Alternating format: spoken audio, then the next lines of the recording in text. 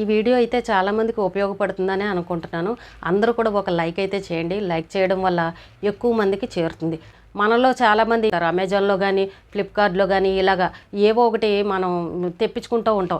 చీరలు, డ్రెస్సులు, 1 gram gold కానీ ఇలా ప్రతి వస్తువుని మనం ఆర్డర్లు పెట్టి తెప్పించుకుంటూ ఉంటాం. అయితే మనకి ఇంటికి కొరియర్ వాడు తీసుకురాగానే గబగబా ప్యాకెట్ ఓపెన్ చేసేసి అందులో ఉన్న వస్తువు ఎలా ఉంది, చీర అయితే చీర ఎలా ఉంది, డ్రెస్ అయితే డ్రెస్ ఎలా ఉంది, 1 గ్రామ్ గోల్డ్ అయితే ఎలా ఉందని చెప్పేసి గబగబా మనం వాటిని ధరించేసుకుని చూసేస్తూ ఉంటాం. ఆ కవర్లు తీసి పడేస్తూ ఉంటాం. అయితే ఆ కవర్ల మీద మన అడ్రస్లు, ఫోన్ నెంబర్లు ఇలాంటివన్నీ రాసి ఉంటాయి. మనం ఆ కవర్ గురించి ఎవ్వరం కూడా పట్టించుకోం. తీసుకువెళ్ళి దాన్ని చెత్తలో పడేసి డస్ట్బిన్లో వేసేస్తాం. అయితే ఒక చోట జరిగిన సంఘటన ఈ రోజున మీకు చెప్తాను. ఇలాగే ఒక అమ్మాయి ఒక డ్రెస్ని ఆర్డర్ పెట్టింది. ఇంటికి డ్రెస్ వచ్చిన తర్వాత చక్కగా డ్రెస్ తీసుకుంది, వేసుకుంది.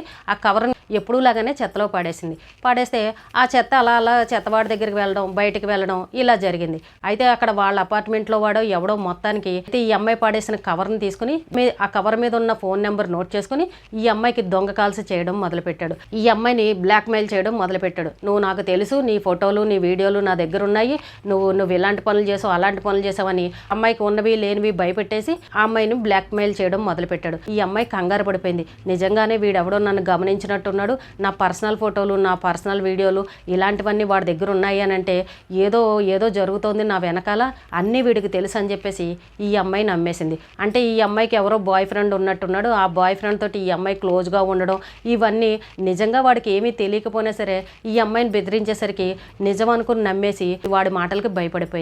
అయితే అలాగా ఆ అమ్మాయికి ఫోన్ కాల్స్ చేసి వాడు 2 లక్షలు డబ్బులు అడిగాడు. నీ వీడియోలు, ఫోటోలు ఇవ్వాలని అంటే నువ్వు నాకు 2 లక్షలు ఇయ్యి, నీ డేటా మొత్తం నీకు ఇచ్చేస్తానని ఆ అమ్మాయిని బెదిరించేసరికి ఆ అమ్మాయి నిజంగానే భయపడిపోయి వాడిని బతిమలాడి వాడికి ఫోనులు చేసి నా దగ్గర అంత డబ్బులు లేవు, మా ఇంట్లో వాళ్ళు ఎవరు, నేను అంత డబ్బులు నేను ఎక్కడ తీసుకొచ్చి ఇస్తానని వాడిని కింద మీద పెట్టి మొత్తానికి బతిమలాడి 1,50,000 రూపాయలకి ఈ బేరం కుదుర్చుకుంది. అంటే ఈ అమ్మాయి 1,50,000 రూపాయలు ఇస్తే అతని దగ్గర ఉన్న డేటా అంతా ఈ అమ్మాయికి ఇస్తానని చెప్పాడు. అయితే సరే అని ఒప్పుకొని కొన్ని రోజులు సమయం పెట్టుకుంది. ఎందుకంటే 1,50,000 అంటే ఒకటేసారి ఈ అమ్మాయి ఎక్కడ తేగలదు.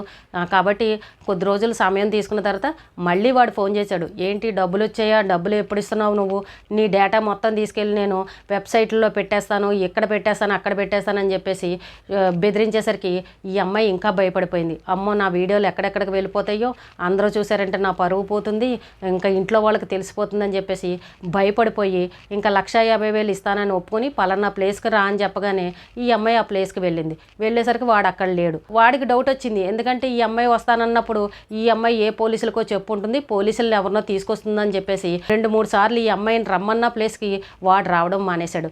ఇలాగ నాటకాలు ఆడాడు అనమాట. ఏమో ఎప్పుడైనా సరే ఈ అమ్మాయి పట్టిస్తుందేమోనని. అయితే ఫోన్ నెంబర్ ఉంది కదా, మరి వాడు చేసిన ఫోన్ నెంబర్ ద్వారాగా పట్టుకోవచ్చు కదా అని అంటే వాడు డైరెక్ట్గా వాడు ఫోన్లోంచి చేయడం మానేసి ఈ వెబ్సైట్లోంచి వేరే యాప్ల్లోంచి ఫోన్ చేయడం మొదలుపెట్టాడంట.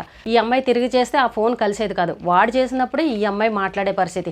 అలాగ చాలా రోజులు ఈ అమ్మాయిని బ్లాక్మెయిల్ చేసి బెదిరించి ఏడిపించాడు. ఇంకా చివరికి చూసి ఈ అమ్మాయి ఇంకా సరే ఏదైతే అది జరిగిందని చెప్పి పోలీస్ కంప్లైంట్ ఇచ్చింది. పోలీస్ కంప్లైంట్ ఇచ్చిన తర్వాత పోలీసులు అన్నారు, సరే అమ్మ వాడిని ఏదో రకంగా పట్టుకుంటాము, వాడు రమ్మన్న చోటకు నువ్వు వెళ్ళు, అప్పుడు వాడిని మేము పట్టుకుంటామని చెప్పగానే ఒకసారి వాడు రమ్మన్న ప్లేస్కి ఈ అమ్మాయి వెళ్ళింది. అలాగానే వాడు వచ్చాడు. రాగానే పోలీసులు వెళ్ళి వాడిని పట్టుకున్నారు. పట్టుకున్న తర్వాత వాడిని తీసుకొచ్చి కూర్చోబెట్టి మొత్తం విచారణ చేస్తే, ఒరే నీకు అసలు ఈ నెంబర్ ఎక్కడిది, ఈ అమ్మాయిని నువ్వు ఎందుకు బ్లాక్మెయిల్ చేస్తున్నావు, ఈ అమ్మాయి డేటా నీ దగ్గరికి ఎలాగొచ్చిందని చెప్పగానే వాడు అన్నాడంటే, అసలు నా దగ్గర ఏ డేటా లేదండి, ఈ అమ్మాయిది ఏదో నాకు కవర్ చెత్తలో దొరికింది, దాని మీద ఫోన్ నెంబర్ ఉంటే ఆ ఫోన్ నెంబర్ నుంచి చేశాను, అసలు కలుస్తుందా లేదా అని చూసేసరికి ఈ అమ్మాయి మాట్లాడింది, ఎంతో కొంత డబ్బులు వస్తాయి కదా అని చెప్పేసి నేను ఈ రకంగా బెదిరించాను, అంతే తప్ప ఈ అమ్మాయి ఎవరో నాకు తెలియదండి, అసలు ఈ అమ్మాయి డేటా కూడా నా దగ్గర ఏమీ లేదని చెప్పేసి వాడు విచారణలో చెప్పాడు. అంటే చూసారా అండి, అవతల వాడి మాటలు నమ్మేసి ఏ రకంగా ఈ అమ్మాయి భయపడిపోయిందో. వాడి మాటలకి బెదిరిపోయి పోలీసులకు చెప్పకుండా ఉండుంటే ఆ అమ్మాయి ఇప్పుడు వాడు అడిగిన డబ్బులంతా తీసుకువెళ్ళి ఇవ్వాల్సిన పరిస్థితి. ఇప్పుడు మనకి ఫేక్ కాల్స్ ఎన్ని వస్తున్నాయి చూడండి. మొన్న కూడా నాకు ఒక కాల్ వచ్చింది కదా, మీరు ఇంత 35,000 కాలేజీ ఫీజు కట్టాలని, ఇదని అదని, మన పేర్లు, మన అడ్రస్లు మొత్తం అన్ని ఫోన్ నెంబర్లు, మీ బ్యాంక్ అకౌంట్లు తెలుసు, మీ పాన్ కార్డులు తెలుసు అని చెప్పేసి అన్ని డీటెయిల్స్ అన్నీ చెప్పేస్తున్నారు. చెప్పగానే మనం నిజం అనుకుని నమ్మేస్తున్నాం. వాడు కూడా ఇలాగే చేశాడు.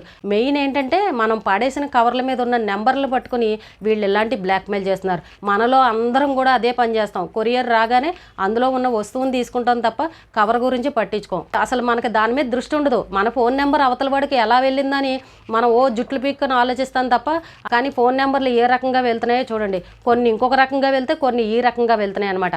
కాబట్టి ఎవరైనా సరే కొరియర్లు ఆర్డర్లు పెట్టుకున్న వాళ్ళు కొరియర్ రాగానే ముందు ఇమీడియట్గా దాన్ని ముక్కలు చేసి మీ అడ్రస్ ఉన్నంత వరకు ఆ కవర్ని కాల్ చేయడం అన్నా చేయండి, లేదంటే మొత్తం చిన్న చిన్న ముక్కలుగా కట్ చేసేసి అప్పుడు డస్ట్బిన్లో పడేయండి. లేదు మీరు అలాగే డైరెక్ట్ పడేసారు అని అంటే దాని మీద మన ఫోన్ నెంబర్లు అడ్రస్లు ఇవన్నీ ఎవడి చేతిలోకో వెళ్తాయి. మన దరిద్రం బాగోక ఎవరికన్నా దొరికిందనుకోండి, ఇదిగో ఇప్పుడు టెక్నాలజీలు ఎలాగొచ్చాయో చూశారు కదా, ఎవడ పడితే వాడికి మన ఫోన్ నెంబర్లు వెళ్ళిపోయి ఇష్టం వచ్చినట్టు ఫోన్లు చేసి బెదిరిస్తున్నారు. ఎవరైనా సరే ఏది కొరియర్ ఆర్డర్లు పెట్టుకున్నా సరే కవర్లు మాత్రం ముందు జాగ్రత్తగా చూసుకోండి. ఆ కవర్ అడ్రస్ మాత్రం బయటికి వెళ్లకుండా ముక్కలు చేసి అప్పుడు డస్ట్బిన్లో పడేయండి. కాబట్టి ఇలాంటి విషయాలు అందరూ జాగ్రత్తగా గమనించుకోండి. ఏమీ కాదులే అని నిర్లక్ష్యంగా వదిలేశారనుకో, మన టైం బాగోపోతే ఎవడి చేతుల్లోకో వెళ్తుంది, వాడు ఇలా మనల్ని బ్లాక్మెయిల్ చేసి డబ్బులు దొబ్బే పరిస్థితి అనమాట. ఇలాంటి సంఘటనలు కూడా జరుగుతున్నాయి. ఇది నిజంగా ఒక అమ్మాయికి జరిగిన సంఘటన కాబట్టి అందరూ అలర్ట్గా ఉండండి. ఈ కవర్ల పైన కొంచెం దృష్టి పెట్టండి.